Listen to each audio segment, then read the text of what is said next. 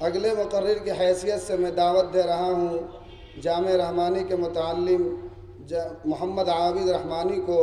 ان کی تقریر کا عنوان ہے یوم جمہوریہ اور اس کی حقیقت و حیثیت، اور ان کا وقت ہے 4 منٹ۔ بسم اللہ الرحمن الرحیم وبہ نستعین والصلاة والسلام علی سید المرسلین وعلی آلہ واصحابہ اجمعین، اما بعد۔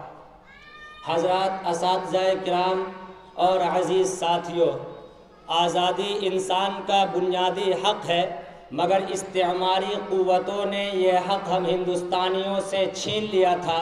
ہمارے بزرگوں نے اس کے حصول کے لیے بڑی قربانیاں دی ہیں، جس کا سلسلہ سن 1754 عیسوی سے سن 1947 عیسوی تک پورے 193 سال جاری رہا، جس میں سے سن 1754 عیسوی سے سن 1857 عیسوی تک تاریخ بڑی حد تک مسلح اور آزادی کے لیے ذہن سازی کی رہی ہے، اور سن 1857 عیسوی کے بعد سن 1947 عیسوی تک غیر مسلح جد و جہد یعنی تحریکات کی رہی ہے۔ بھارت کے باشندوں کی مسلسل غیر مسلح کوششوں اور عالمی حالات کے نتیجہ میں وطن عزیز سن 1947 عیسوی میں آزاد ہو گیا۔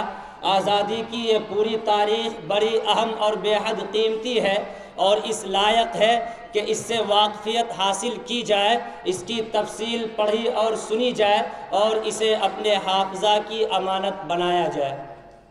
حضرات، بڑی قربانیوں کے بعد ہمارا ملک سن 1947 میں آزاد تو ہو گیا، مگر حکومت کی لگام ابھی ہمارے ہاتھ میں نہیں آئی۔ ہندوستان میں نظام مملکت کیسے چلے؟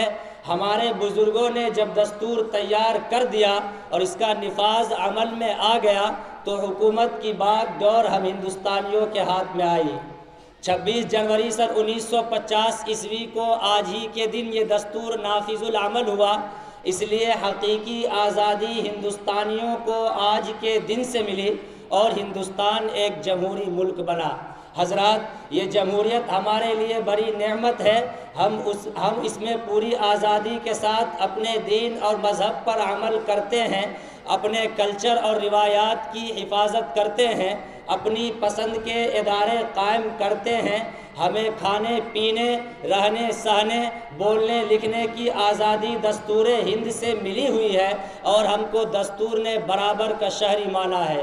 مگر سچائی یہ بھی ہے کہ مسلمانوں کو آزادی کے بعد سے نظر انداز کیا گیا، ہر محاذ پر ایک خاص منصوبہ کے تحت پیچھے کیا گیا، اور یہ راز اس وقت تشت از بام ہو گیا جب سچر کمیٹی کی رپورٹ نے بتایا کہ مسلمانوں کی حالت اس ملک میں دلتوں سے بھی بدتر ہے۔ دوستو، آج جمہوریت تو ہے مگر مسلمانوں کے لیے بے معنی ہے۔